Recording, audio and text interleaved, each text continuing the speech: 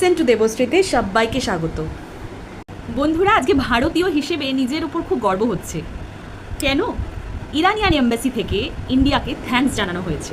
এই যে দীর্ঘ 10-12 দিন ধরে যে যুদ্ধ পরিস্থিতি চলছিল, প্রায় তৃতীয় যুদ্ধ, আমরা তো ভেবে নিয়েছিলাম তৃতীয় বিশ্বযুদ্ধ মনে হয় শুরু হলো।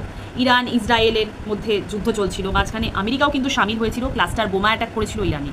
সেই পরিস্থিতিতে কিন্তু ভারতের এই পরিস্থিতি বা এই যুদ্ধ পরিস্থিতি থামানো বা এই যুদ্ধ পরিস্থিতি থেকে শান্তি পরিস্থিতিতে নিয়ে আসা পর্যন্ত ভারতের কিন্তু একটা বড় ভূমিকা রয়েছে। ইরান এবং ইসরায়েলের মধ্যে দীর্ঘ 10-12 দিনের যুদ্ধে ইরান অ্যাম্বাসি থেকে দিল্লিকে অনুরোধ করা হয়েছিল যেন এই যুদ্ধের ইন্ডিয়া তীব্র নিন্দা জানায়, এবং ভারত সরকারও সেরকমই পদক্ষেপ নিয়েছিল যাতে এই যুদ্ধকে থামানো যায়।